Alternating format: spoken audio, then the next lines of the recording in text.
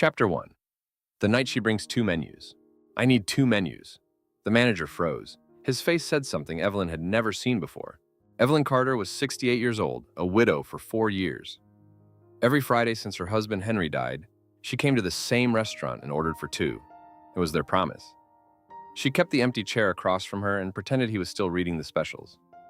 Tonight, that promise was about to be broken. "Mrs. Carter," the manager said quietly. He pulled out the chair across from her and sat down. He had never done that before. "Next month there may be no menus left," he said. The words hit her stomach like stones. She didn't understand them at first. They just sat there, heavy and wrong. "We're closing," he said. "End of the month. The building was sold. I'm sorry." Evelyn's fingers curled into her palms. Her hands had gone cold, even though the restaurant was warm. 3 more Fridays. That was all she had left. From the table next to hers, a man cleared his throat. She had seen him before. The grumpy one. Always alone. Always eating like he was angry at his food. "Guess Friday's finally catching up with all of us," he said. Then he laughed. It was a hollow sound, like he had forgotten how to do it right. Evelyn turned to face him. Her chest felt sharp and tight. "You don't know anything about me," she said. Her voice was low and steady. "So keep your jokes to yourself." The man's face flickered. For a second, the grumpiness dropped away. Something raw showed underneath. Then it was gone. "Fair enough," he said, and went back to his meatloaf. The manager stood up. 3 more Fridays, he said. "I'll save your table, both of them." He looked at the empty chair, then he walked away. Evelyn pulled the 2 menus toward her. The leather was soft. The second menu had a small tear in the corner. She had noticed it the first Friday after Henry died. Now it was familiar. She ran her thumb over it without thinking. 3 more Fridays. She pressed both menus against her chest. She could feel her heartbeat through the leather, fast and uneven, like a bird trying to get out of a cage. She stood up. Her legs felt strange. She walked toward the door. "That's one way to ruin dessert," the man said behind her. She didn't turn around. She pushed through the door. The cold air hit her face. She walked to her car with the 2 menus tucked under her arm. She didn't cry. She never cried in public. But her hands shook when she put the key in the ignition. She had to try 3 times before the engine turned over. Inside the restaurant, Jack watched her go. He hadn't meant to be cruel. He just didn't know how to be around heavy silences. He lived in one every day. His house was empty. His bed was empty. He still made coffee for 2 every morning and poured the second cup down the sink. He had seen her here before, every Friday. Same table, same 2 menus, same empty chair. He had told himself it was none of his business. But tonight, when she held those menus against her chest like they were the only thing keeping her standing, he couldn't lie to himself anymore. He knew that grip. He knew that walk. He knew the particular stiffness of someone holding themselves together with nothing but willpower. He watched her taillights blur in the rain. And for the first time since his wife Grace died, Jack looked at someone else's grief and thought, "That's bigger than mine." He didn't know why that thought scared him, but it did. Chapter 2. The promise no one can cancel. The 2 menus sat on Evelyn's kitchen table like uninvited guests. She'd been staring at them for 20 minutes now. The kitchen was dark except for the light above the sink, the one she'd left on because she couldn't face walking into a completely dark house tonight. The refrigerator hummed. Somewhere outside, a dog barked twice and stopped. Evelyn sat in the chair Henry used to sit in. She didn't realize she'd done that until her hip settled into the familiar dip in the cushion, the one shaped by 41 years of his weight. Her body remembered what her mind had tried not to. She reached out and touched the top menu. The faux leather felt cold under her fingertips. Her arthritis flared, sending a dull ache through her knuckles, but she didn't pull away. The pain was something real, something she could name. "We built a life out of ordinary Fridays," she whispered to the empty kitchen. That was the miracle. The words hung in the air, and for a moment, she could almost hear Henry's voice answering. It started the week they retired. They'd been married 27 years already by then. 27 years of raising kids, working jobs, paying mortgages, surviving illnesses, burying parents. 27 good years, but busy years. Years where Friday nights meant collapsing on the couch with takeout, too tired to talk, too worn out to remember why they'd married each other in the first place. Henry was the one who brought it up. Of course he was. They were sitting on the back porch, late summer. The cicadas were so loud, Evelyn could feel the sound vibrating in her chest. Henry had 2 glasses of sweet tea sweating on the table between them, and he was looking at her in that way he had, like he was seeing something she couldn't see herself. "We're retired now," he said. "I noticed. So we have no excuses left." Evelyn remembered frowning, remembered the way her forehead creased, and how Henry reached over and smoothed it with his thumb. His hands were already showing signs of arthritis back then, but he never let that stop him from touching her face. "Excuses for what?" she asked. "For living like we mean it." He laid it out simply, like he'd been thinking about it for weeks, which he probably had. Every Friday night, just the two of them. A real dinner, a real conversation. No kids, no phones, no work, no sickness, no excuses. Just a table, two menus, and each other. 41 years, Henry said. That's how long I plan to keep this promise. Minimum. Evelyn laughed. She remembered the sound of it, surprised, almost girlish. She was 62 then. 41 years would make them 103. You're aiming high, she said. That's the only way to aim. She agreed. Of course she agreed. She always agreed when he looked at her like that. Like she was the answer to a question he'd been asking his whole life. They shook on it. Henry's hand was warm and rough, and when their palms pressed together, Evelyn felt a shiver run from her fingertips all the way to her shoulder blades. Not romantic, not sexual, just real. The way a promise feels when you seal it with skin. They kept it for 41 years. Every Friday, no exceptions. When the kids were sick, they hired a sitter. When Evelyn's mother broke her hip, they drove 2 hours to the hospital on Thursday so they could be back by Friday night. When Henry had the flu, Evelyn brought soup to the restaurant and fed him at their usual table while he shivered under a blanket he'd brought from home. The waiters learned their order. The manager, a young guy back then, barely 30, started saving their table without being asked. Other couples came and went.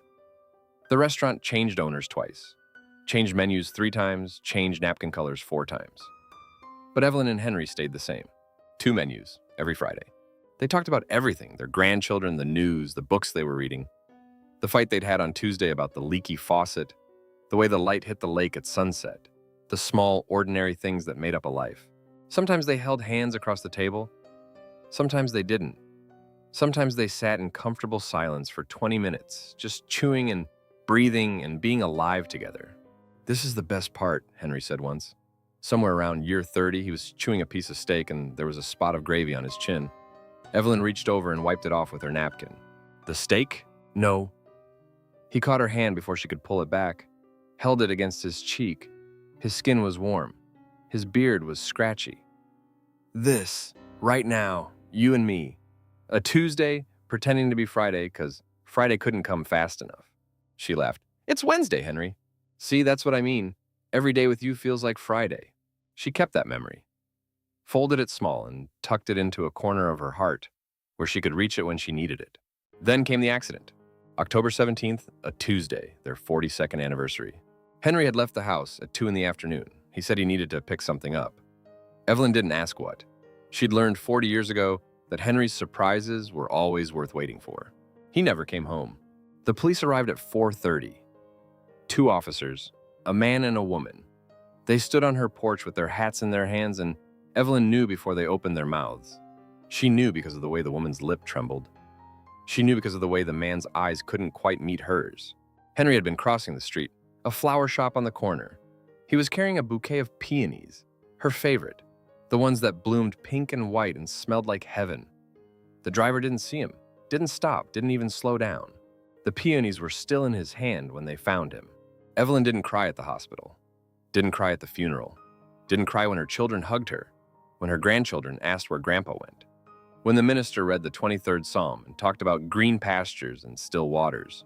She waited until she got home, until she was alone, till she walked into the kitchen and saw the 2 menus on the table, the ones they'd been planning to use that Friday, the ones he'd circled items on with a red pen, the ones with his handwriting in the margins. Try this, you'll love it. Remember our first date? Order this. I love you. That was when she fell. Not collapsed, fell. Her knees hit the kitchen floor hard enough to bruise, and she felt the pain shoot up through her thighs, through her hips, through her spine. She sat there on the cold linoleum with her hands flat on the ground, her breath coming in gasps, her chest so tight she thought her heart might actually stop. She wanted it to stop. It didn't. The Friday after the funeral, Evelyn got dressed. She put on a blue dress Henry liked, the one he said made her eyes look like the sky after a storm. She put on earrings, the small pearl ones he'd given her for their 30th anniversary. She put on lipstick, even though her hands were shaking so bad she almost drew outside the lines. She drove to the restaurant.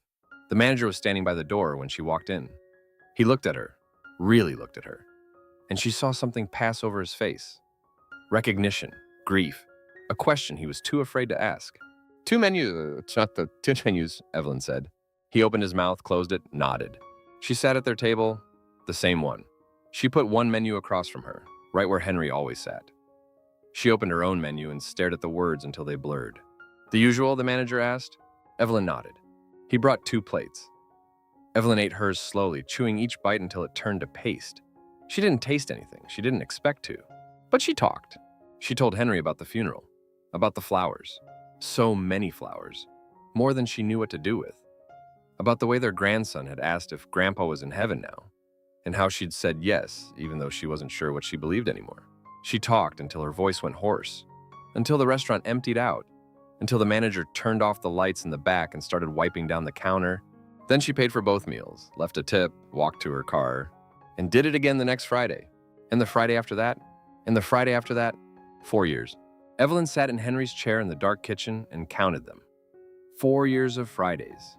4 years of driving to the same restaurant, sitting at the same table, ordering for 2 people who weren't both there anymore. 4 years of keeping a promise to a dead man. Her body ached. Not just her arthritis, though that was bad tonight, the damp air seeping into her joints like cold water into cracks in the sidewalk, but a deeper ache. An ache in her bones, in the spaces between her ribs, in the hollow of her throat where tears lived that she refused to let out. She stood up slowly, bracing one hand on the table. Her knees protested. Her lower back sent a sharp complaint up her spine. She ignored it. There was something she needed to see. The bedroom was dark. She didn't turn on the light. She walked by memory, past the dresser, past the closet, past the spot where Henry's slippers still sat by the bed, dusty and untouched. She stopped at the nightstand on his side of the bed. The drawer stuck when she pulled it. It always did. She yanked harder, and the wood groaned, and then the drawer came free with a jolt that sent a shock through her shoulder. Receipts, hundreds of them, stacked in neat piles, organized by year, held together with rubber bands that were starting to crumble. Every receipt from every Friday night for 41 years. She'd started saving them early on. She couldn't even remember why anymore. Maybe because Henry had laughed the first time she asked for a copy. "You're keeping receipts on me?" he'd said. "I'm keeping receipts on us." Evelyn reached in and pulled out a handful. The paper was yellowed, the ink faded. Some of them were so old the thermal paper had gone completely blank. Just pale gray rectangles with nothing left to read. She didn't need to read them, she remembered. She remembered the Friday when their daughter announced she was pregnant, the Friday when Henry got promoted, the Friday when the stock market crashed, and they sat in silence, holding hands, trying not to panic, the Friday when Evelyn got her cancer diagnosis. Benign, thank God, benign. And Henry cried into his soup because he'd been so scared. 41 years of Fridays. Evelyn's hands were shaking now. The receipts rustled like dry leaves. She tried to put them back, but one slipped from her fingers and fluttered to the floor. She bent down to pick it up. Her knees screamed, her back seized. She ignored it all. The receipt was old, 15 years, maybe 20. The ink was still readable. Chicken piccata, a bottle of wine, tiramisu for 2. The total came to $64.30. She turned it over and stopped breathing. Henry's handwriting, she'd recognize it anywhere. The way his letters slanted to the right, the way he crossed his T's with a straight line, no flourish, no fuss. He'd written something on the back of the receipt. In pen. Blue ink, faded but still there. And for the Fridays after. Evelyn stared at the words. The Fridays after. Not the Fridays during, not the Fridays of, the Fridays after. After what? After he was gone. He'd known. Somehow, he'd known. He'd written this years before he died, years before the accident, years before any of it. He'd written it and tucked it into the receipt pile and never said a word. Her throat closed up, her eyes burned, her chest heaved, and for the first time in 4 years, Evelyn Carter felt tears coming. She didn't stop them. She sat on the bedroom floor with her back against the bed, the receipt clutched in her hand, and she cried. Great, heaving sobs that shook her whole body. Tears that soaked her collar and dripped off her chin. Sounds she didn't recognize, coming out of her mouth. Raw, animal sounds, the sound of a woman who'd been holding something together for too long and had finally let it break. "You knew," she whispered when she could speak again. Her voice was wrecked, ruined. "You knew, didn't you? You knew I'd keep going." The bedroom was silent. The house was silent. The whole world was silent. But in her hand, the receipt felt warm. And for just a moment, just one breath, just one heartbeat, Evelyn could have sworn she felt Henry's fingers brush against hers. For the Fridays after, she folded the receipt carefully, pressed it flat against her thigh, held it to her chest, right over her heart, where the two menus from the restaurant still sat on the kitchen table, waiting for a Friday that might never come again. Chapter 3. The Man Who Keeps Coming Back. Evelyn was sitting on the bench outside the restaurant when he found her. She hadn't planned to stop. Her car was parked half a block away, and she'd been walking toward it, keys in one hand, purse strap digging into her shoulder, the two menus still pressed under her arm like contraband. But her legs had given out about 20 feet from the door. Not collapsed, just stopped, like her muscles had collectively decided they weren't carrying her another inch. So she sat. The bench was cold, cast iron painted black, with wooden slats that had been weathered by too many winters. Evelyn felt the cold seep through her coat, through her dress, through her skin, settling into her hip bones like something that meant to stay. She was still holding the menus. The restaurant door opened behind her. She heard the chime, that same small bell she'd heard 1,000 times, and footsteps on the concrete. Someone walking toward her. Someone not turning left toward the parking lot. "I owe you an apology." Jack's voice. She recognized it before she turned her head. That dry, sandpaper quality. Like he'd been smoking for 50 years, even though she hadn't seen him touch a cigarette. Evelyn looked up. He was standing about 6 feet away, hands in the pockets of his worn brown jacket, shoulders hunched against the cold. The red flannel shirt from last week was gone. Tonight he wore a gray sweater with a hole near the collar. The kind of hole that comes from years of wearing something, not from being cheap. "For what?" she asked. "Last week, the joke." He shifted his weight from one foot to the other. His left knee cracked. She heard it from where she sat. "About Friday, catching up with everyone, that was a shitty thing to say." Evelyn didn't answer right away. She looked at his face. Really looked. He was probably around 70, maybe a year or two older than her. Gray hair, thin on top, combed back like he'd forgotten to comb it, and it just fell that way. Deep lines around his mouth, eyes that had seen things. The kind of things that sit behind your eyelids when you try to sleep. "Why are you apologizing now?" she asked. Jack pulled his right hand out of his pocket and gestured vaguely at the restaurant.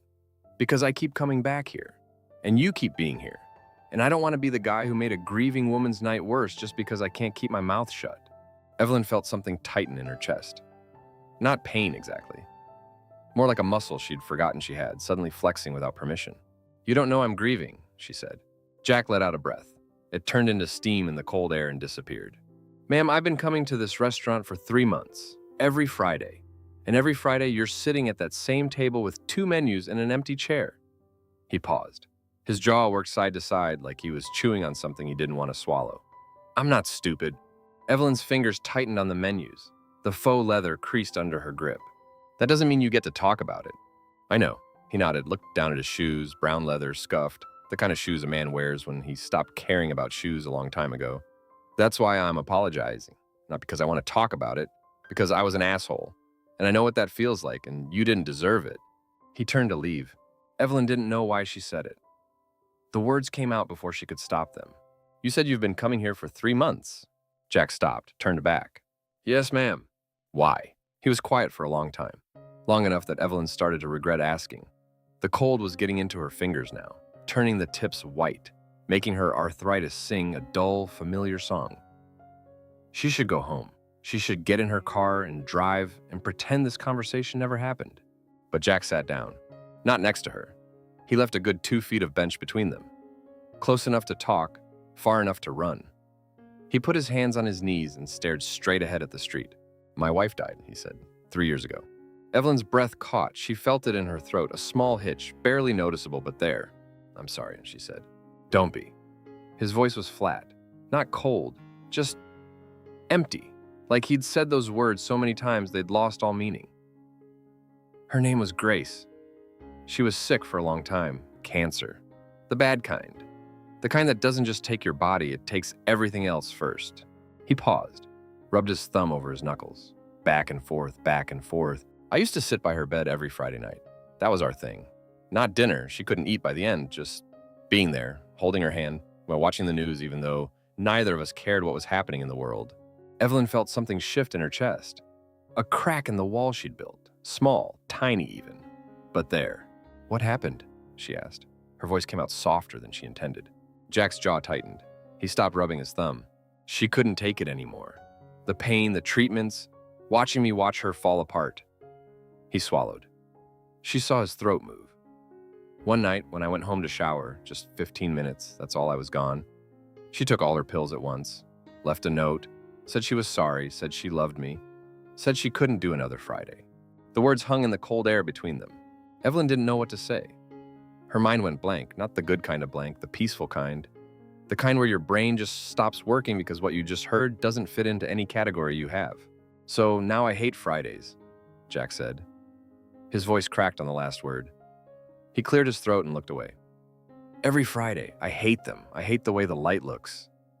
I hate the way people talk about them like there's something to look forward to. I hate the smell of restaurants on Friday nights because it reminds me of the last time I ate a meal that tasted like something. He turned to look at her. His eyes were wet. Not crying, not quite, but close. The kind of wet that comes from holding back something that wants very badly to get out. But I keep coming back here, he said. Every Friday, same time, same table, because... He stopped. Because, Evelyn prompted.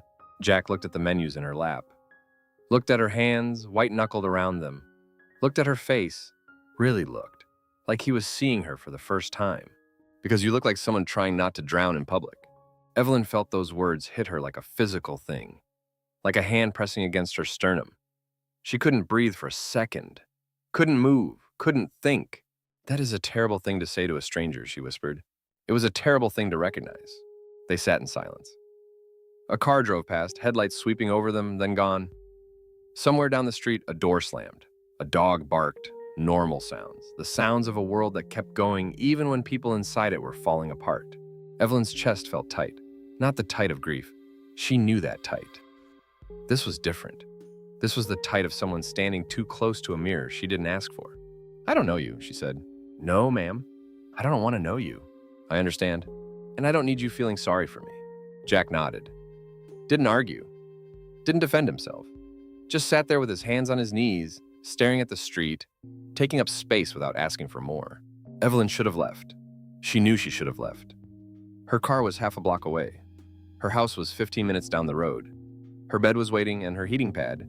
In the quiet dark of a bedroom where no one would ask her questions, she didn't know how to answer. But she didn't move. My husband died 4 years ago, she heard herself say. The words came out like they belonged to someone else. Car accident. He was buying me flowers. Jack didn't say anything. Didn't offer sympathy. Didn't tell her he was sorry, just listened. We had a promise, Evelyn continued. Her voice was steadier now, colder, the way she liked it.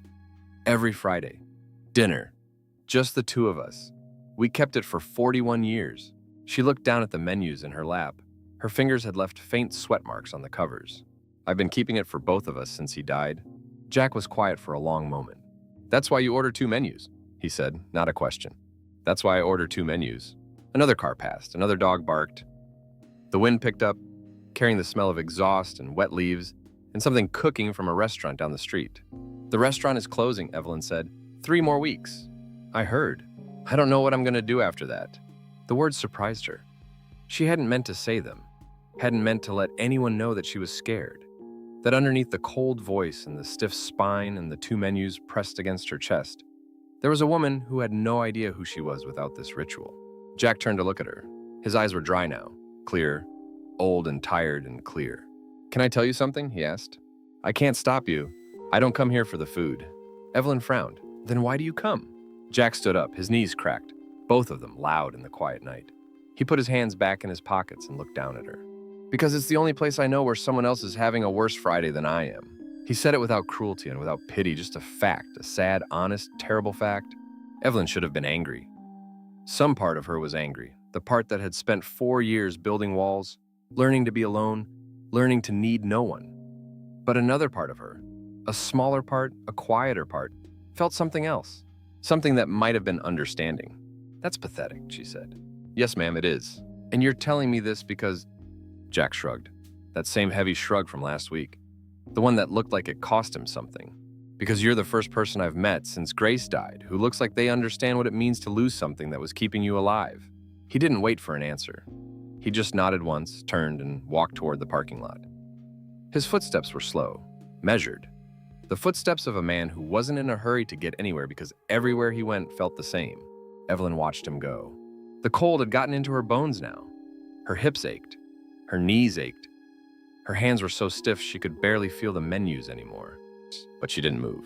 She sat on that bench for another 10 minutes, staring at the spot where Jack had been sitting, feeling the weight of what he'd said settle into her chest like a stone dropped into still water. Someone trying not to drown in public. She hated how accurate it was. Finally, she stood up. Her joints screamed. She ignored them. She walked to her car, got in, and sat in the driver's seat with her hands on the wheel, the 2 menus on the passenger seat where Henry used to sit.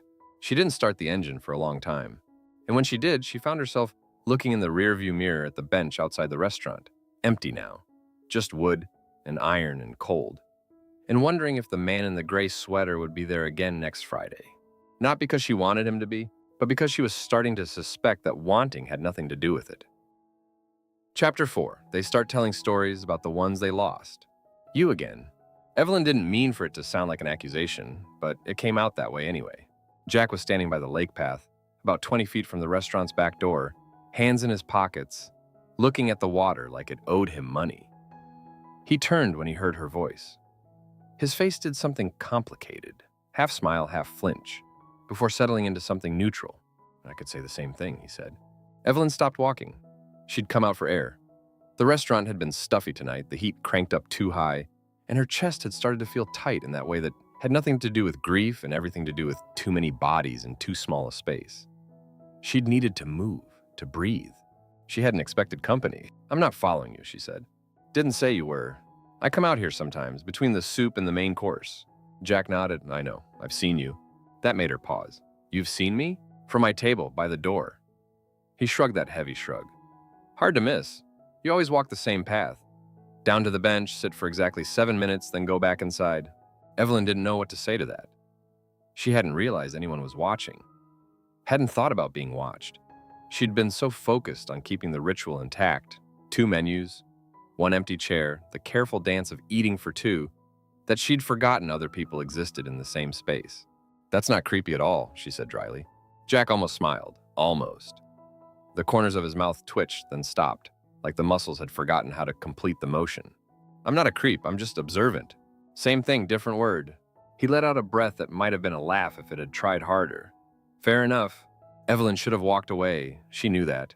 The bench was 20 feet down the path. 7 minutes of sitting, then back inside to finish her meal, pay for 2, leave a tip, drive home. The routine was clean, simple. It didn't include standing in the cold, talking to a stranger who watched her from across a restaurant. But her feet didn't move. Do you want to walk? Jack asked. He nodded toward the path that curved around the lake. I'm going that way anyway. I wasn't going that way. You could. She looked at him, really looked. The gray sweater from last week was gone. Tonight he wore a blue jacket, faded, the color of old jeans, and a scarf that had more holes than fabric. His nose was red from the cold. His ears, too. He looked like someone who'd forgotten how to dress for winter because no one reminded him anymore. Fine, she heard herself say, but I'm only walking to the bridge and back. Bridge and back, he agreed. They walked in silence for the first few minutes. The lake was dark, the surface rippling with wind, the last light of sunset bleeding orange and purple across the sky. Ducks huddled near the shore, heads tucked under wings. A jogger passed them, earbuds in, breathing hard, not looking at anyone. Evelyn's hip ached. The cold did that, seeped into the joint, made it stiff and cranky. She tried not to limp, failed. Jack didn't mention it. Henry used to salt everything, she said. The words came out of nowhere. She didn't plan them, didn't want them. They just appeared in the air between them, small and ordinary and devastating. Jack glanced at her. Everything? Everything. Evelyn felt her mouth twitch. Not a smile, something smaller. Pasta, salad, soup, even things that were already salty. He'd pick up the shaker before he even tasted the food. Drove me crazy for 41 years. Did you ever tell him to stop? Every single Friday. Did he? Evelyn shook her head. Never. Said he liked things his way. Said I could season my own food and he'd season his, and that was the beauty of being married. You didn't have to agree about salt. Jack was quiet for a moment. Then he made a sound, a small huff, almost a laugh, almost a sigh. My wife Grace named all her houseplants, he said. Every single one. There were 37 at one point. She gave them human names. Frank, Margaret, Kevin. Evelyn frowned. Kevin? Kevin was a fern. That's terrible. It gets worse.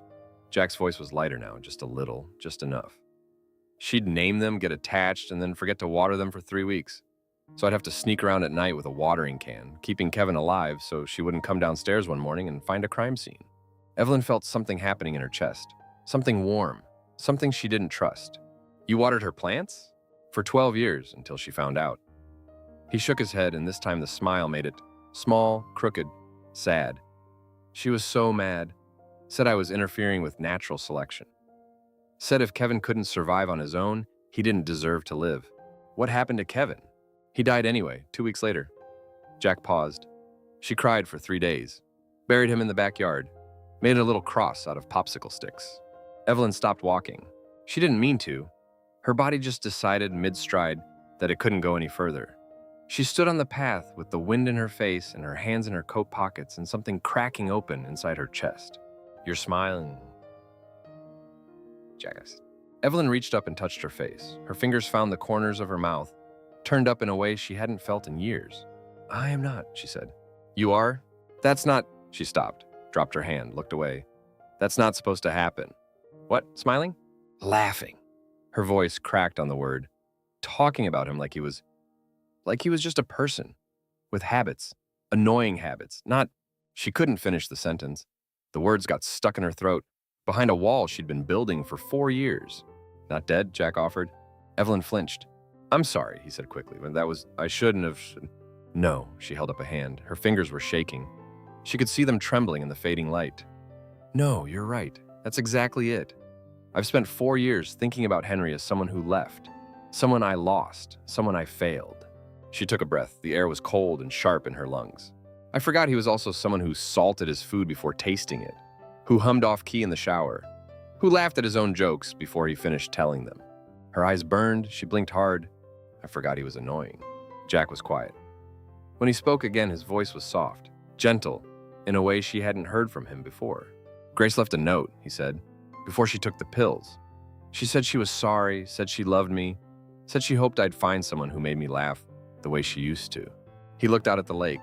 The last light was almost gone now, the water dark as ink. For 3 years, I couldn't even smile. Every time I felt happy, I'd feel guilty, like I was betraying her, like she was watching from wherever she went and thinking, oh, so he's fine now, he's over it. He's having a good time while I'm dead. Evelyn's throat tightened. Is that how you feel? She asked. Sometimes. He turned to look at her. His eyes were wet again, but he wasn't crying, not quite. But tonight, talking about Kevin the Fern, I didn't feel guilty. I just felt warm, Evelyn offered. Yeah, he nodded. Warm. They stood there in the dark, 2 old people on a lake path, shivering in the cold, not quite looking at each other. Evelyn's chest ached. Not the grief ache, something else. Something that felt dangerously close to relief. I should go back inside, she said. Your soup's probably cold. I don't care about the soup. I know. She turned to walk back toward the restaurant. Jack fell into step beside her.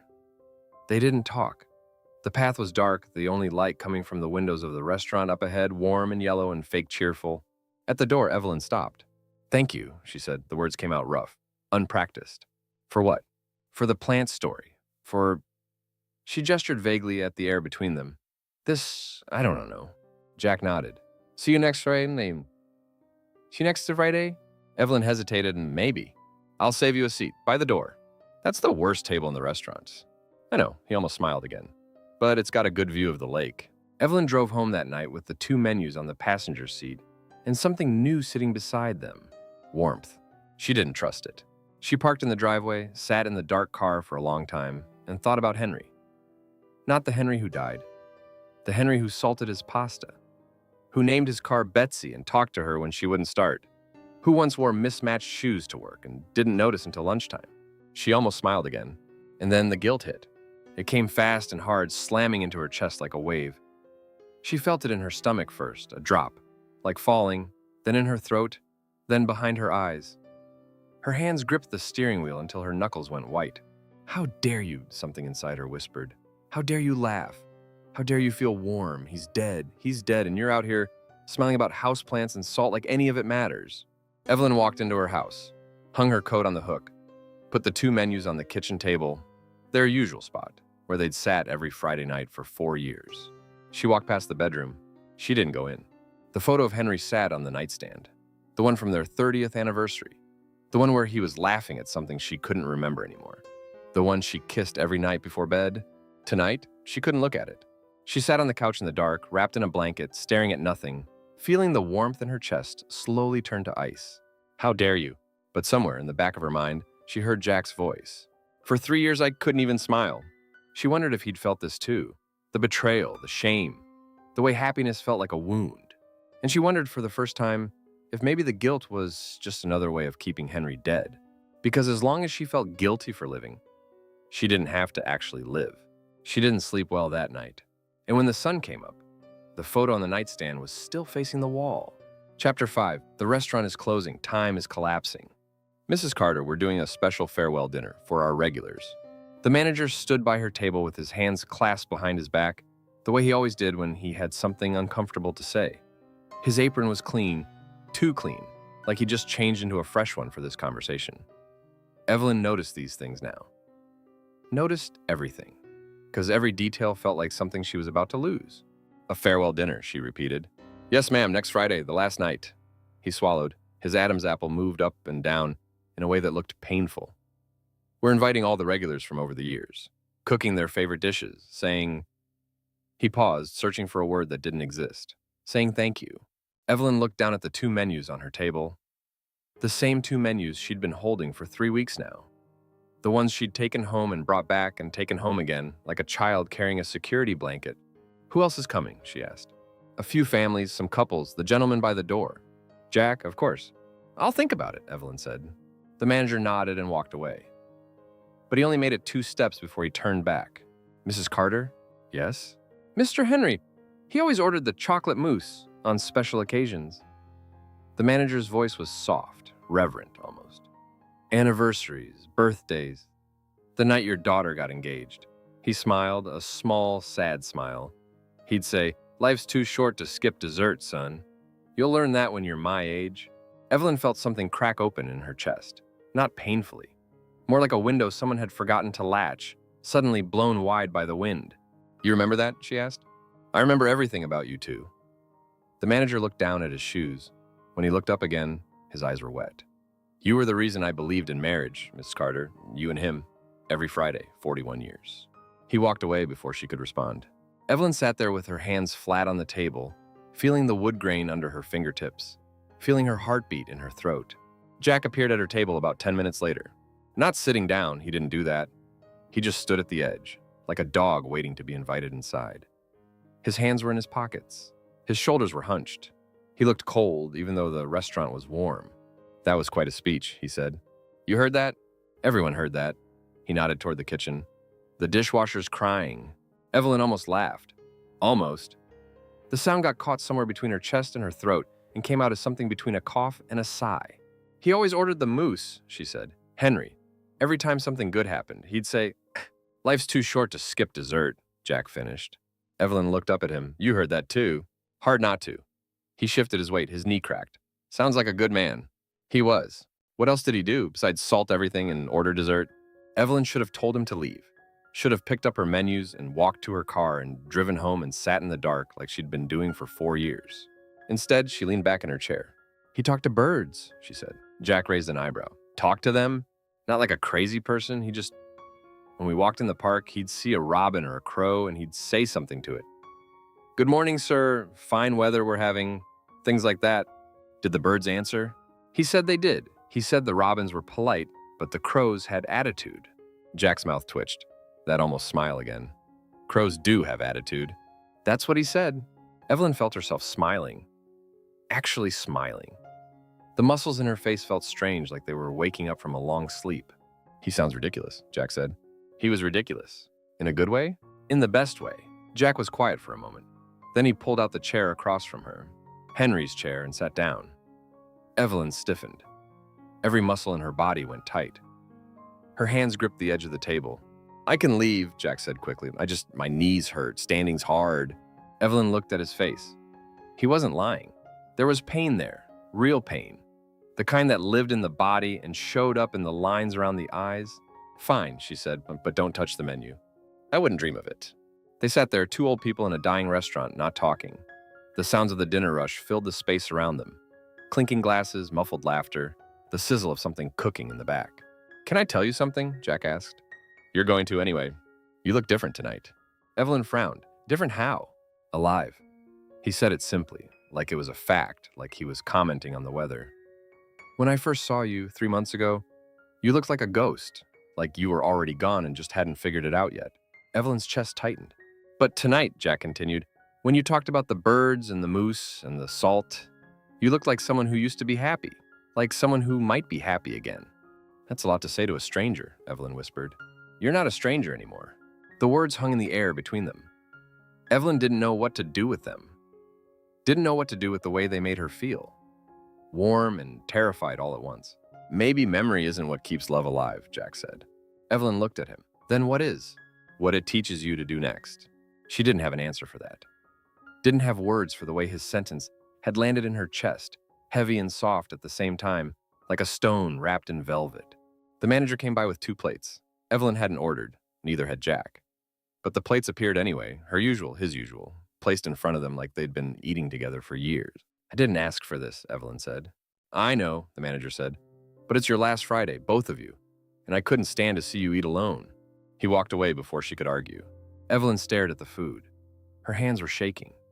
She could see the tremor in her fingers, the way they hovered over the fork like they'd forgotten how to hold it. You don't have to eat, Jack said quietly. You can just sit. That's what I do most nights. That's pathetic. I know. She picked up the fork anyway, took a bite, chewed, swallowed. The food tasted like nothing, but maybe that was her. Maybe nothing had tasted like anything for 4 years, and she'd just stopped noticing. I wanted to ask you something, Jack said. What? The last night, the farewell dinner. He paused, his jaw worked side to side. Would you want to sit together? I mean, not together, just at the same table, so neither of us has to be alone. Evelyn put her fork down. I don't know, she said. You don't have to answer now. I don't know if I can do that. I understand. He didn't push, didn't argue, didn't try to convince her. Just sat there eating his dinner slowly, not looking at her, not looking at her. And somehow that made it harder to say no. Evelyn got home at 9:30. The house was dark. It was always dark now. She'd stopped turning on lights somewhere along the way. Stopped seeing the point of illuminating rooms no one else was in. She walked to the bedroom, sat on the edge of the bed, looked at the nightstand where Henry's photo sat facing the wall. She still hadn't turned it back around. Something was wrong with her. She knew that.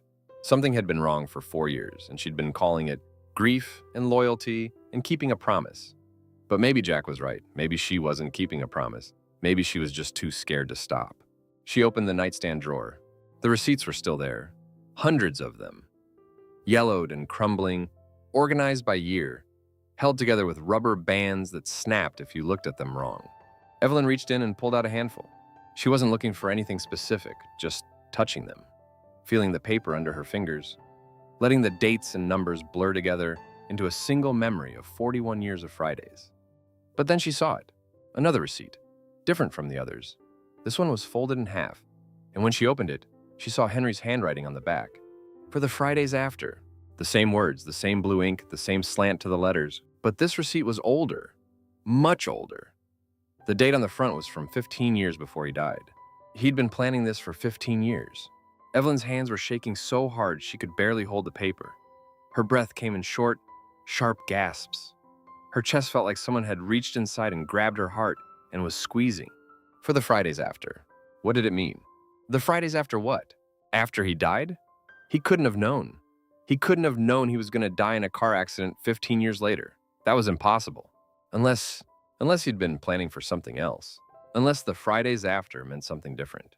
Evelyn sat on the edge of her bed, holding the receipt in her trembling hands. And for the first time in 4 years, she felt something other than grief. She felt curiosity. She felt the faint, flickering light of a mystery she hadn't known existed. And she made a decision. She was going to find out what Henry meant.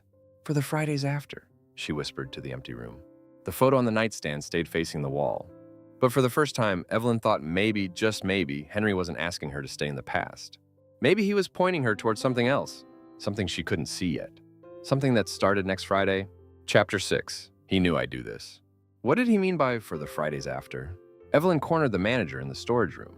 It was a small space, barely bigger than a closet, lined with boxes of napkins and extra silverware and bottles of wine that hadn't been opened in years. The fluorescent light above them flickered, casting a greenish pallor on everything. Dust motes floated in the air. Evelyn could taste them at the back of her throat. The manager was stacking chairs. He stopped mid-motion, a metal folding chair in each hand, and turned to look at her. "Mrs. Carter, the receipts." Evelyn pulled the folded paper from her coat pocket. Her hands were shaking.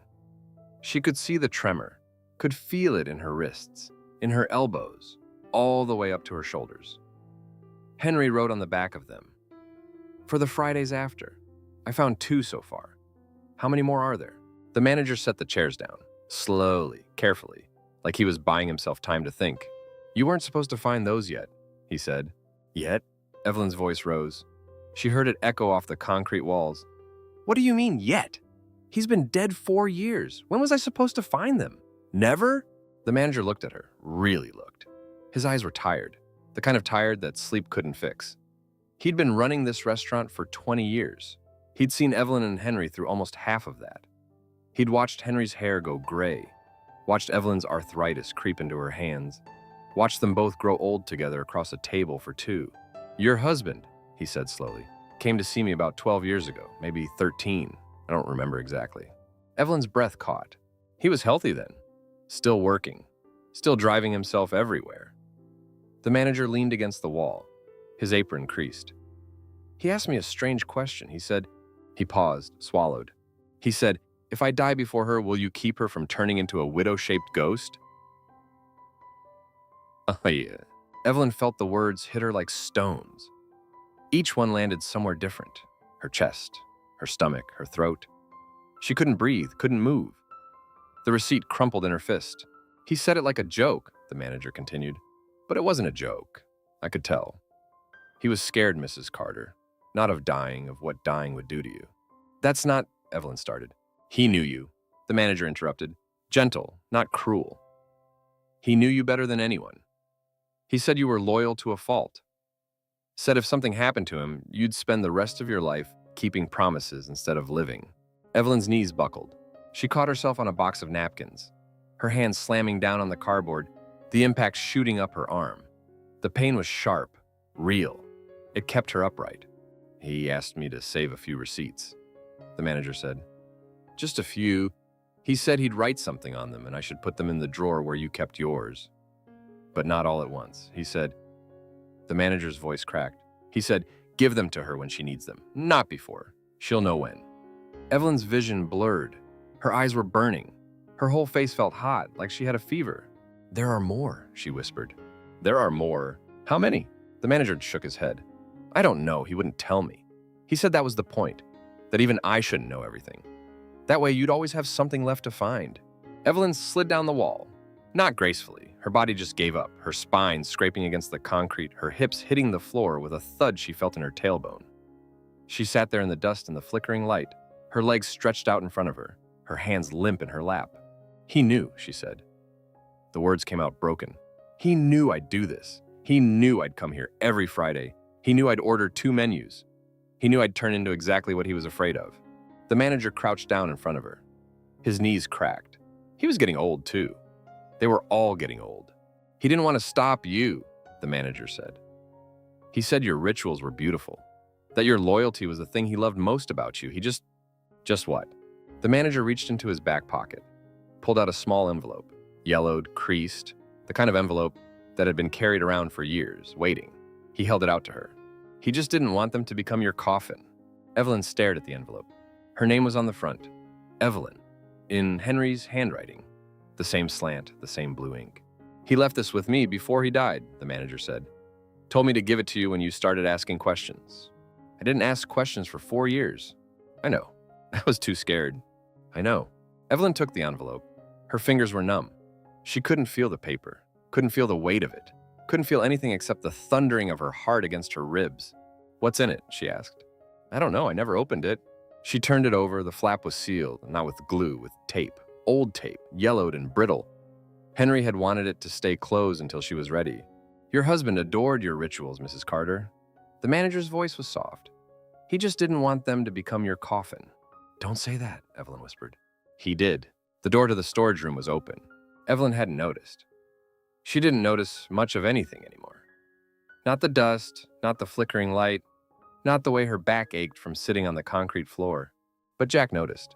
He was standing in the doorway, hands in his pockets, shoulders hunched. She didn't know how long he'd been there. Long enough. His face was unreadable.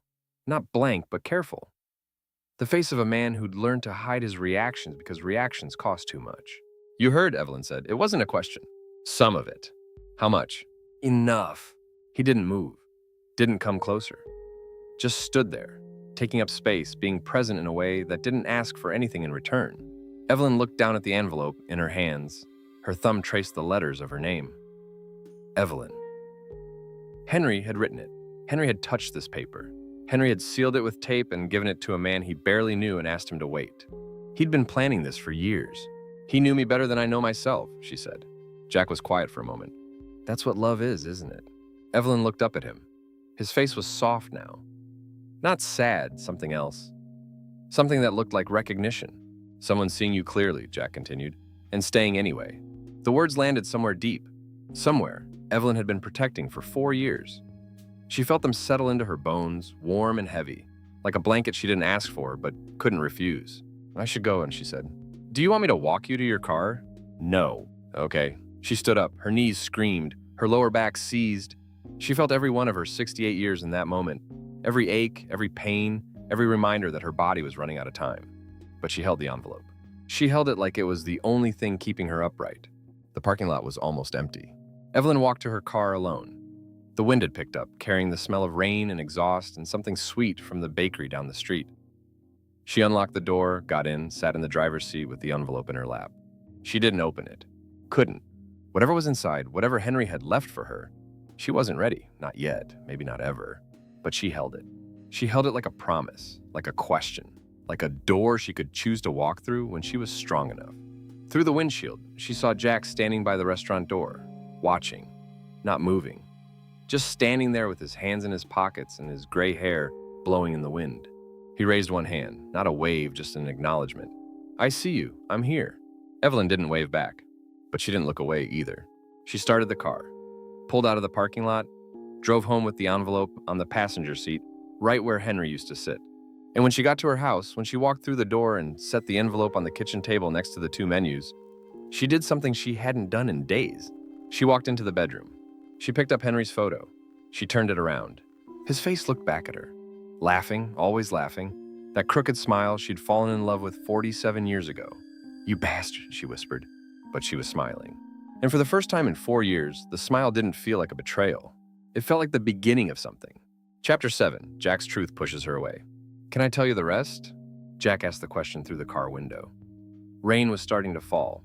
Light at first, then heavier, tapping on the roof of Evelyn's sedan like impatient fingers. She'd been sitting in the driver's seat for 10 minutes, the envelope from Henry still unopened on the passenger seat, when Jack appeared out of the gray drizzle. She should have said no. Get in, she said instead. He walked around the front of the car. His knees were bothering him. She could tell by the way he moved, slow and careful, like each step was a negotiation. He opened the passenger door, hesitated when he saw the envelope, then picked it up gently and placed it on the dashboard before sitting down. Sorry, he said. Didn't mean to displace him. Evelyn didn't correct him. Didn't say that Henry wasn't in the envelope, that Henry was everywhere and nowhere, that she'd stopped knowing where Henry ended and she began a long time ago. The rain got harder. The windshield fogged up. Evelyn turned on the defroster and the fan whirred loudly between them, filling the silence with noise. I wasn't completely honest with you, Jack said. Before, about Grace. Evelyn's hands were on the steering wheel. She didn't need to hold it. The car wasn't moving, but she held it anyway. The leather was cold and smooth under her palms. In what way? I told you she was sick, that she took the pills when I was gone for 15 minutes. He paused. She heard him swallow. That's all true, but I left out the rest. What rest? Jack stared out the windshield. The rain was coming down so hard now she could barely see the restaurant across the lot. I was angry at her, he said. For years, I'm still angry. Evelyn turned to look at him. His profile was sharp in the gray light. The line of his jaw, the curve of his nose, the way his throat moved when he swallowed again. You're angry at someone who killed herself? Evelyn's voice came out colder than she intended. Yes. That's ugly? He turned to face her. His eyes were wet. Not from crying, from something else. Something harder. Yeah, it is, but it's the truth. Evelyn didn't know what to say. Her chest felt tight. Wrong. Like someone had rearranged her ribs while she wasn't looking. I sat by her bed for 3 years, Jack said. His voice was low, flat. 3 years of watching her fade, 3 years of chemo and radiation and surgeries that didn't work. 3 years of holding her hand while she threw up, while she cried, while she told me she wanted to die. He stopped, breathed. The windshield wipers squeaked back and forth. And then she did it. She actually did it. And I was supposed to be sad. I was supposed to miss her. And I do. He pressed the heels of his hands against his eyes. But I was also fucking furious. Evelyn flinched at the word. It felt like a slap. She left me with everything, Jack continued. His hands dropped to his lap. The hospital bills, the funeral arrangements, the house full of her things, the phone calls to her family, the neighbors asking questions, the pity, all that goddamn pity. That's not fair, Evelyn said. No, it's not. She was suffering. She was in pain. I know. Then how can you be angry at her? Jack looked at her. Really looked. His eyes were red-rimmed, exhausted, the eyes of a man who hadn't slept properly in 3 years. Because I was suffering too, he said. And she didn't ask me what I wanted. She just decided. She made a choice for both of us. And then she left me to live with it. The words hung in the car, heavy and wet as the rain. Evelyn's stomach turned. She felt nauseous. Her hands were sweating on the steering wheel. You shouldn't say that, she whispered. Why not? Because she's dead. She can't defend herself. She can't… That's exactly why I should say it, Jack interrupted. His voice cracked. Because everyone else tiptoes around it. Everyone else acts like she was a saint. Like what she did was brave or noble or some shit. But it wasn't. It was desperate and sad, and it broke me in ways I'm still finding. Evelyn couldn't breathe. The car felt too small. The air felt too thick. She wanted to open the door and run, but her body wouldn't move. Sometimes I miss her, Jack said. His voice was softer now, tired. Sometimes I'm furious at her. Most days I'm both. That's… Evelyn started. What? Wrong? Disrespectful? He shook his head. You only allow grief if it behaves. If it's polished and pretty and doesn't make anyone uncomfortable. That's not true, isn't it? He gestured at the dashboard, at the envelope, at the restaurant, at everything. You've been coming here for 4 years, ordering 2 menus, sitting across from an empty chair. That's grief. That's your grief. And it's beautiful in a way, tragic and beautiful. He paused. But it's also safe. It doesn't ask anything of you. It doesn't make you look at the ugly parts. Evelyn felt something crack inside her. Not her heart, something smaller. Something she didn't have a name for. You don't know anything about my grief, she said. I know you're scared of it. I'm not scared. Then why haven't you opened the envelope? The question hit her like a physical thing. She felt it in her chest, in her throat, in the pit of her stomach. She looked at the envelope on the dashboard. Henry's handwriting. Her name. The tape that had been there for years. That's different, she said. Is it? Yes. How? Evelyn didn't have an answer. She hated that. She hated him for asking. She hated him for being right. I think you should go, she said. Jack nodded. He didn't argue. He opened the passenger door and cold air rushed in, and rain splattered on the seat. He got out slowly, his body stiff and aching, and stood in the downpour without bothering to put his hands up for cover. He leaned back down to look at her through the open door. You only allow grief if it behaves, he said again. But grief doesn't behave. It's not supposed to. It's grief. He closed the door. Evelyn watched him walk away through the rain. His shoulders were hunched. His steps were slow. He didn't look back. She sat in the car for a long time. The rain didn't stop. The envelope sat on the dashboard, and Henry's handwriting blurred through her tears. And Evelyn Carter realized something she'd been running from for 4 years. Jack was right. She was scared. Not of grief. She'd been living inside grief for so long it felt like home. She was scared of what came after, of what Henry wanted her to become, of the possibility that keeping a promise might not be the same as living one. She picked up the envelope, turned it over in her hands. Didn't open it. Couldn't. But she didn't put it down either. Chapter 8. The letter is opened. The envelope sat on the kitchen table for 3 years. Jack had put it there the night after the funeral, right next to the salt shaker he never used anymore. He'd walked into the house, still wearing the black suit that smelled like flowers and cheap coffee, and he'd placed the unopened envelope on the table and walked away. He couldn't open it then. Couldn't open it the next day or the next week or the next year. Every Friday, he'd come home from the restaurant, from watching Evelyn order 2 menus and eat one, and he'd see the envelope sitting there. Cream-colored paper, her handwriting on the front. Jack, just his name. No my love or darling or any of the other names she'd called him for 30 years. Just Jack, like she already knew she was saying goodbye. Tonight was different. The restaurant was closing, the farewell dinner was over. Jack had stood in the parking lot and watched Evelyn drive away, and something in his chest had shifted. Not broken, cracked, like ice on a lake in spring, like the first sign that winter might not last forever. He'd driven home, parked in the garage, sat in the car for 10 minutes with the engine off, listening to nothing. Then he walked inside. The envelope was still there. "I can't do this anymore," he said to the empty house. The house didn't answer, it never did. Jack sat down at the kitchen table. His knees cracked. His lower back ached, the kind of ache that came from sitting too long in bad chairs, from sleeping alone in a bed that was too big, from carrying something heavy for 3 years without putting it down. He picked up the envelope. His hands were shaking. He could see the tremor, could feel it in his wrists, in his fingers, in the way his thumb couldn't quite grip the edge of the paper. The seal was still intact, a small gold sticker, the kind she'd bought in bulk at the craft store. She'd loved stickers, loved little touches of sparkle. He'd been afraid to open it. Not because he didn't know what was inside, he knew. A goodbye, an apology, an explanation he didn't want it to read because reading it would make it real. But she'd written it. She'd taken the time, in the middle of all that pain, to put words on paper for him. And he'd left those words sitting on the table for 3 years, unread, unloved, like a guest he was too scared to welcome. "I'm sorry," he whispered. "I'm so sorry." He peeled the sticker off carefully, saved it, put it on the table in front of him. Then he opened the envelope.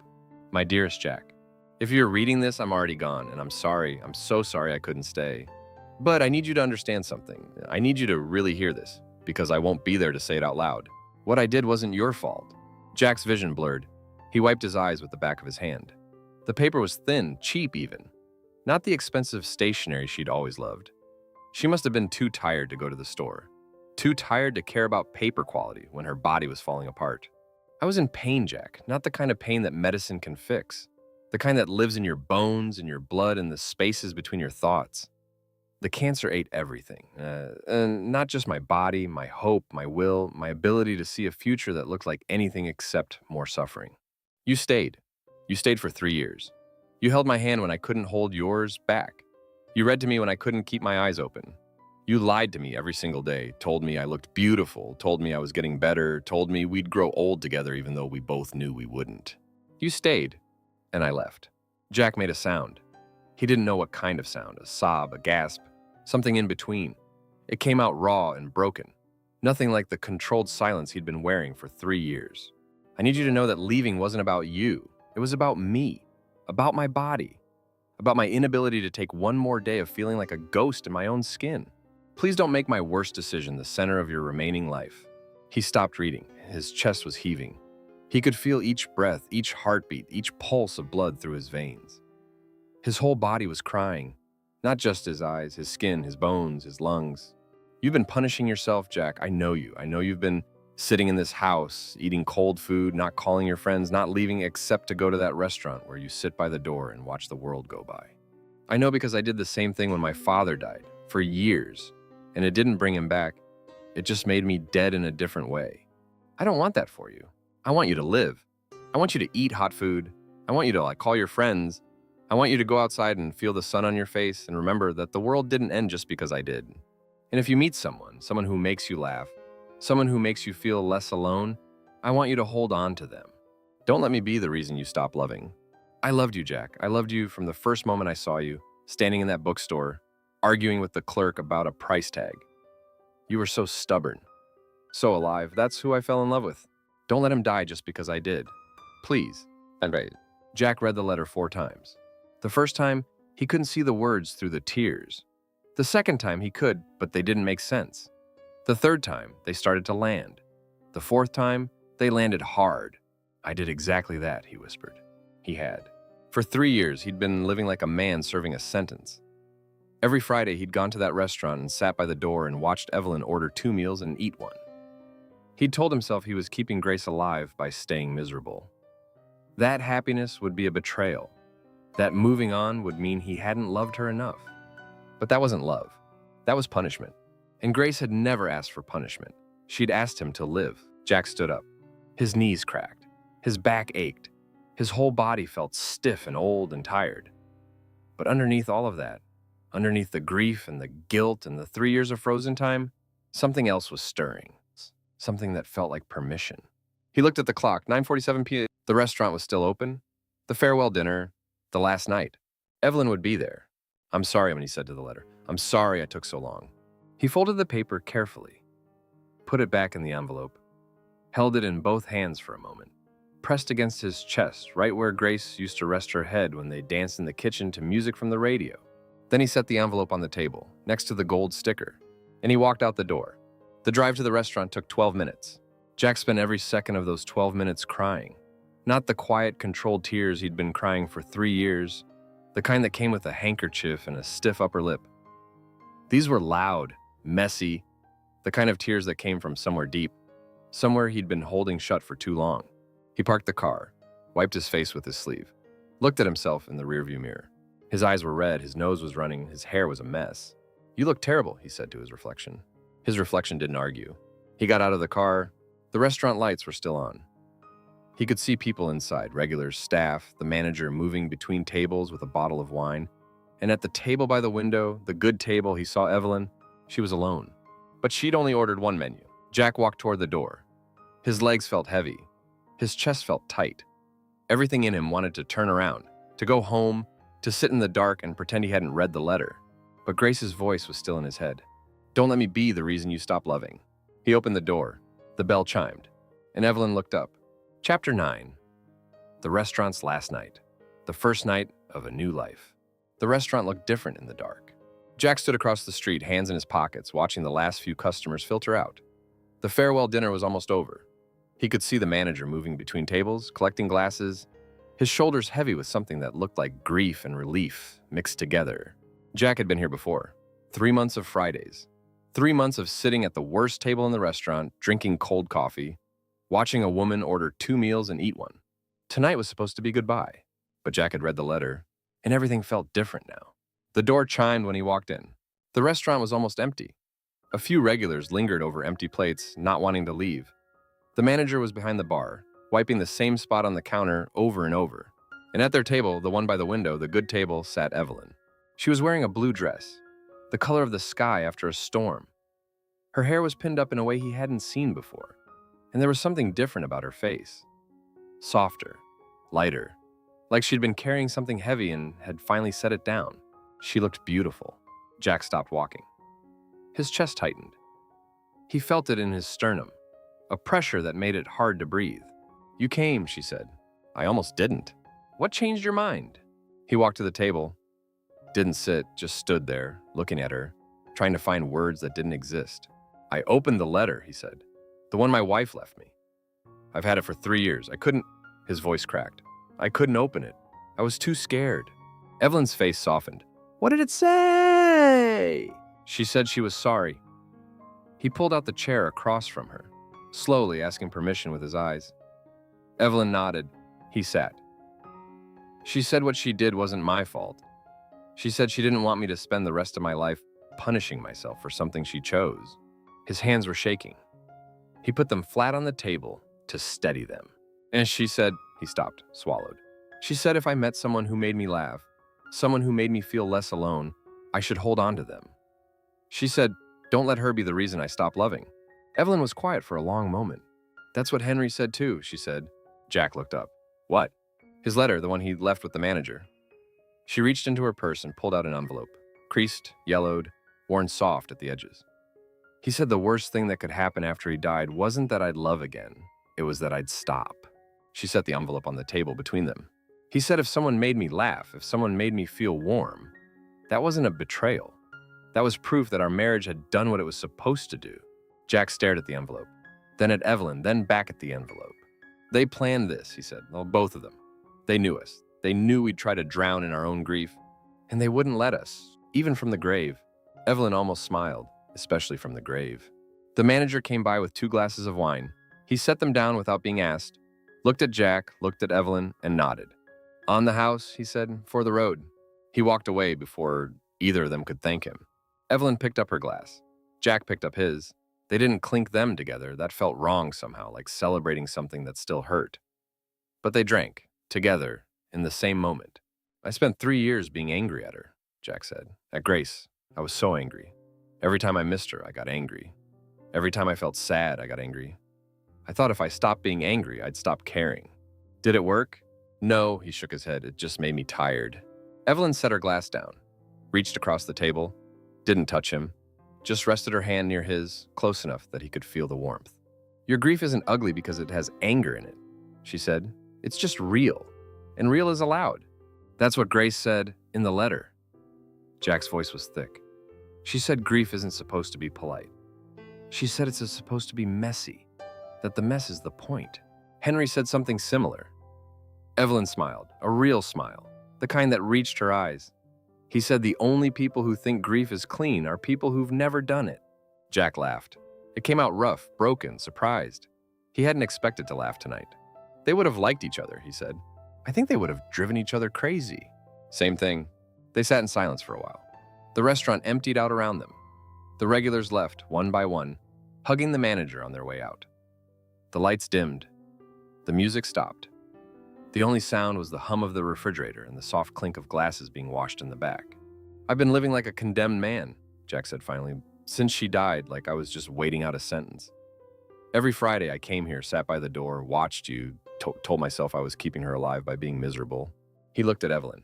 But that wasn't love, that was fear. I know, she said. I did the same thing. 4 years of ordering 2 menus, 4 years of talking to an empty chair. I told myself I was keeping a promise, but I was just hiding. From what? From this. She gestured at the space between them. From the possibility that life might still have something for me. From the guilt of wanting something after Henry. Jack nodded. He understood. He'd been hiding from the same thing. I opened the letter tonight, he said. Not because I was ready, because I was tired of being scared, and because... He paused, his throat tightened. Because I didn't want to lose the chance to sit across from someone who made me feel like I wasn't drowning anymore. Evelyn's eyes glistened. I loved him, she said. I still do. I know. And I'm still asking you to sit. Jack looked at her, really looked. At her blue dress and her pinned-up hair and the small, hopeful curve of her mouth. Then I will, he said. The manager brought them a small wooden box. It was old, carved with the name of the restaurant, the edges worn smooth by years of use. The memory box, he said, for the regulars to leave something behind. He set it on the table and walked away. Evelyn opened her purse and pulled out a piece of paper, folded, creased, covered in her handwriting. She'd written it at home, she said. After reading Henry's letter, after deciding to stop being a ghost. What did you write? Jack asked. I told him I was sorry, and she said, for wasting 4 years, for being too scared to live, for forgetting that he married me because I was alive, not because I was good at being sad. She folded the paper again, pressed it flat, and placed it in the box. And I told him thank you, her voice cracked, for loving me enough to want me to be happy, even after he was gone. Jack reached into his jacket pocket, pulled out the letter from Grace, the one he'd opened tonight, the one he'd read 4 times, the one that had cracked his chest open and let the light in. He didn't put the whole letter in the box. That was his. He needed to keep it. But he tore off a blank corner of the envelope, took a pen from the manager's counter, and wrote, I'm sorry it took me so long to listen. I'll try to live now, I promise. And Jack. He placed the scrap of paper in the box. The manager closed the lid. That's it then, he said. Last call. They walked out together. The night air was cold and clean. The rain from earlier had washed the streets and everything smelled like wet pavement and possibility. The sign above the restaurant door was dark. They'd turned off the lights for the last time. Evelyn stopped on the sidewalk, looked up at the building, at the window where their table had been, at the empty space where 41 years of Fridays used to live. I don't know what I'm going to do next Friday, she said. Jack stood beside her, not close, just beside. Me neither. She turned to look at him. His face was different now, softer, younger somehow. Like reading the letter had taken 10 years off his shoulders. I loved him, she said. I still do. I know.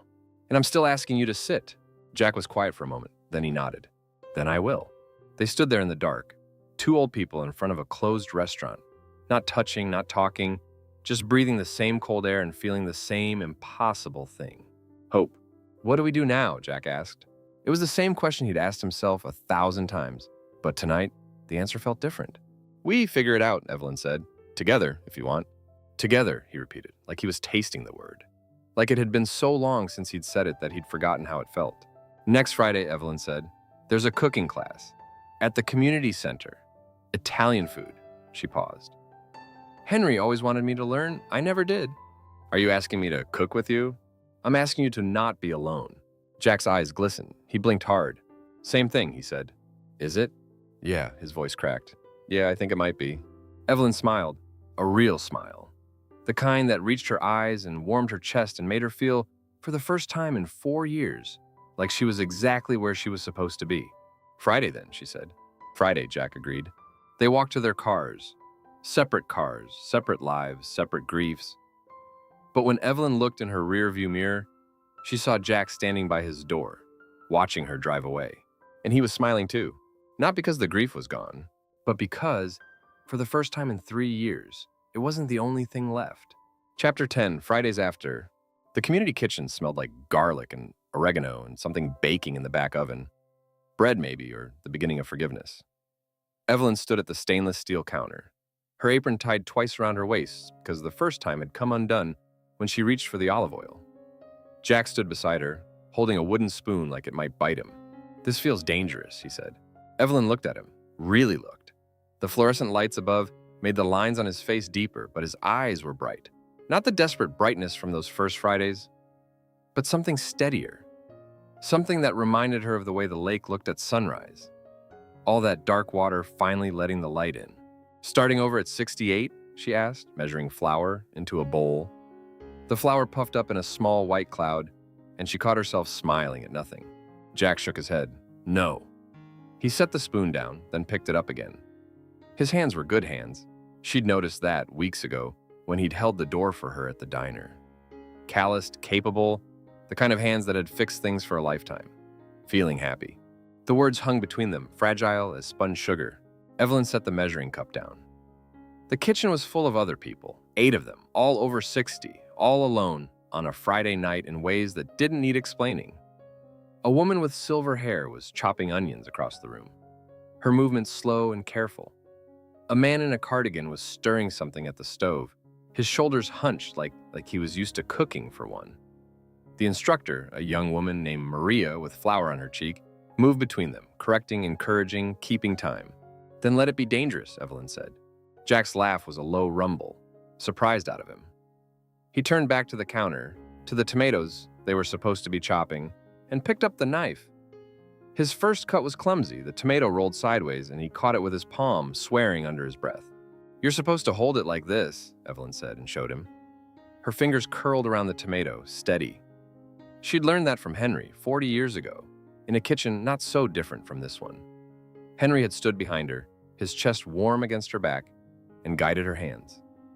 "Like this, Ev, slow. The knife does the work." She'd never learned to cook Italian food. Henry had always done it, and after he died, she'd eaten frozen meals or nothing at all. But Henry had wanted her to learn. "You'll miss it when I'm gone," he'd said, and she'd laughed because she hadn't believed he'd ever be gone. The food, Ev, the remembering.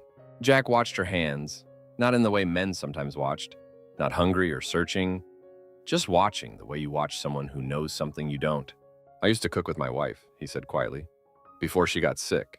Evelyn didn't push. She'd learned that about him. The silences meant something. If you waited, he'd fill them. "She'd make me chop the onions," he continued. "Said I needed to cry more." Did you? Chop onions or cry?" "Either." Jack picked up his knife again. "I'm about to find out." The next tomato didn't roll. He cut it in half, then into quarters, then into uneven chunks that made Evelyn laugh. Not a polite laugh, but a real one. The kind that came from somewhere deep and caught her by surprise. She pressed her hand to her chest, feeling the laugh still moving through her, and Jack looked at her like she'd done something miraculous. "There you are," he said. "What?" "That." He pointed at her with the knife, then seemed to realize he was holding a knife and set it down. "That laugh. I've been waiting to hear it." Evelyn's throat tightened. She looked down at her own cutting board, at the tomatoes she'd chopped perfectly, evenly, the way Henry had taught her. She'd been so careful, so controlled. For 4 years, she'd done everything exactly right. The Fridays at the diner, the empty chair, the memory of Henry's hand on hers. She'd held herself together like a house after a storm, all the walls still standing but the windows all blown out. And now here she was, laughing at uneven tomatoes. Henry always wanted me to take a class, and she said, he said I cooked like an engineer. Precise but no soul. Jack snorted. That sounds like something Grace would have said. She told me I danced like a refrigerator. Did you dance? Once. His jaw tightened. At our wedding. She never asked again. They worked in silence for a while, the way they'd learned to do over the past months. Not the heavy silence of grief, but the easy one of two people who didn't need to fill every space with words. The kitchen hummed around them. The clatter of pans, the low murmur of other conversations, Maria's voice guiding someone through the sauce. The smell of garlic grew stronger, and something else. Something sweet and warm that made Evelyn's stomach growl. When's the last time you were hungry? Jack asked, not looking up from his chopping. I'm always hungry, Evelyn said. I just forget to eat. Me too. He pushed his pile of tomatoes toward hers. These are terrible, don't use mine. I'm using yours. They have character. They have chunks. Character, she repeated, and Jack laughed this time. And it was the same as hers, surprised out of him, like something he'd forgotten he could do. By the time the sauce was simmering, Evelyn's back ached from standing. Her feet hurt in a way they hadn't since she'd stopped wearing heels to the diner. There was flour on her sleeve, and something sticky on her wrist that might have been honey or might have been olive oil. Jack's apron had come untied twice, and the third time, he'd just taken it off and thrown it over the back of a chair. They sat across from each other at the long communal table, bowls of pasta steaming between them. The pasta wasn't perfect. The noodles were slightly overcooked, the sauce a little thin. But when Evelyn took her first bite, something in her chest loosened. Not the grief. That was still there, a weight she'd learned to carry. But something else.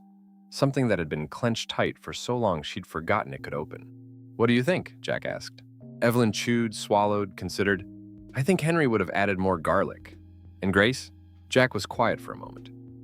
He twirled pasta around his fork, watched it drip sauce back into the bowl. She would have said it's fine. She would have said I was being too hard on myself. And then she would have added more garlic anyway when I wasn't looking. Evelyn smiled. She sounds wonderful. She was. He set his fork down. She was also impossible. Stubborn. Drove me crazy every single day. His voice cracked on the last word and he looked away, toward the window where the sky had gone dark. I'm still angry at her. Is that terrible to be angry at someone for dying? Evelyn reached across the table. Not for his hand, that would have been too much too soon. Just close enough that her fingers rested on the wood between them, an offering he could take or leave. I'm angry at Henry too, she said, for leaving me with all these Fridays. He planned them, didn't he? The dinners? Evelyn nodded. He knew he was dying. He didn't tell me, not until the end.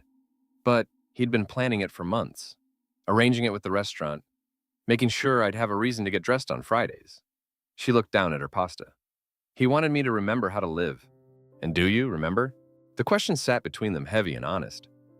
Evelyn thought about the past 4 years, the careful rituals, the empty house, the way she'd learned to sleep on her side of the bed, even though Henry's side was still there, still waiting. She thought about the first time she'd seen Jack at the diner, his shoulders hunched like he was carrying something too heavy, and how she'd wanted to look away because she'd recognized the weight. I'm learning, she said. Jack nodded slowly. He turned his hand over on the table, palm up, and Evelyn looked at it.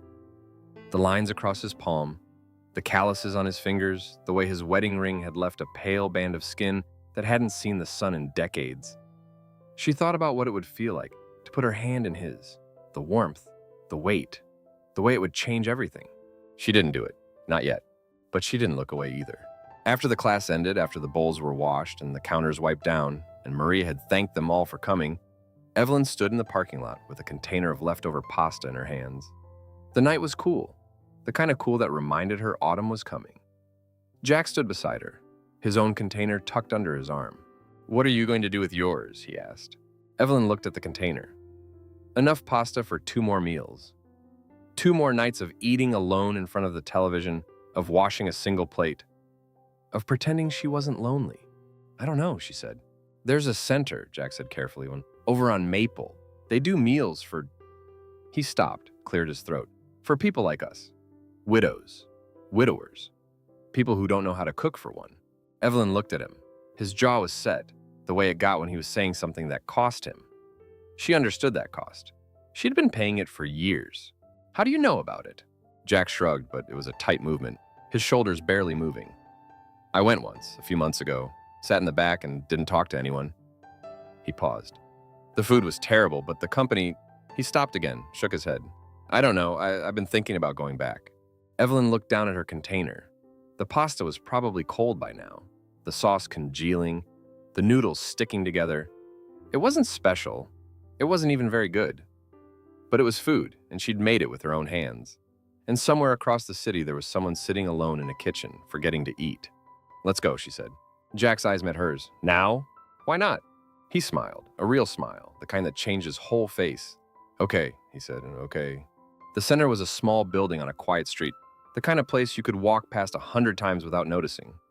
Inside, the lights were warm and the chairs were arranged in a circle, and a woman with kind eyes was pouring coffee into paper cups. There were maybe a dozen people there, all older, all carrying the same weight Evelyn recognized in herself. She and Jack sat in the back, their containers of pasta on the table between them. They didn't talk much. They didn't need to. They just sat there in that room full of strangers and let the evening happen around them. When it was time to leave, the woman with kind eyes stopped them at the door. You brought food, she said. That's lovely. Most people just bring themselves. Evelyn looked at Jack. Jack looked at Evelyn. We're learning, Evelyn said. The woman smiled. Aren't we all? Outside, the stars were out. Jack walked Evelyn to her car, their footsteps loud on the pavement. The parking lot was almost empty. Just their 2 cars and a streetlight that flickered every few seconds. I never thought I'd do something like that, Jack said. Cook with strangers, eat with strangers, show up somewhere I don't know anyone. Neither did I. He turned to face her. In the flickering light, his face looked younger somehow, or maybe just less tired. Henry would be proud of you. Evelyn's throat tightened. She thought about Henry, about his hands on hers in that kitchen 40 years ago, about the way he'd planned those Fridays, knowing she'd need them, about all the things he'd never get to see. I hope so, she said. And Grace? Jack's voice caught. He cleared his throat, tried again. She'd probably call me an idiot for waiting so long. For waiting for what? He looked at her for a long moment. The streetlight flickered. Somewhere in the distance, a car door slammed, and someone laughed. And the night went on the way nights always did. For this, Jack said quietly, for feeling happy. Evelyn reached out and took his hand. It was warm, just like she'd imagined. The calluses were rough against her palm, and his fingers closed around hers carefully, like she was something precious, something that might break. Then let's keep being dangerous, she said. Jack squeezed her hand. Fridays? Fridays, Evelyn agreed. And standing there in that parking lot with the pasta getting cold in her car and the stars bright above them, Evelyn Carter made a decision. She wasn't going to spend her Fridays remembering how to live. She was going to live them.